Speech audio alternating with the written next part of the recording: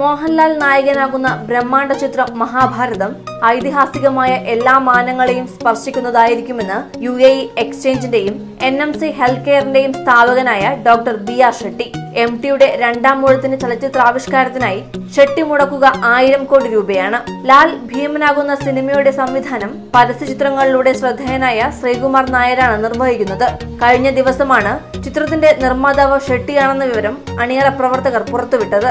എല്ലാ ഇതിഹാസങ്ങളുടെയും ഇതിഹാസമാണ് മഹാഭാരതം. വിസ്മയിപ്പിക്കുകയും ജീവിതത്തെക്കുറിച്ചുള്ള ഉൾക്കാഴ്ചകൾ സമ്മാനിക്കുകയും ചെയ്യുന്ന കവിതയാണത്. ഈ അഭിമാന സംരംഭത്തിന്റെ ഭാഗമായത് ഏറെ ആവേശം തരുന്നു. ഇന്ത്യയുടെ കാവ്യാതിഹാസത്തെ ലോകത്തിനു മുമ്പാകെ അവതരിപ്പിക്കാൻ എനിക്ക് ലഭിച്ച അവസരമാണിത്. നമ്മുടെ ഈടുറ്റ പാരമ്പര്യത്തെ ലോകത്തിനു മുമ്പാകെ ചലച്ചിത്ര രൂപത്തിൽ പ്രദർശിപ്പിക്കുന്നത് എന്റെ സ്വപ്നമായിരുന്നു.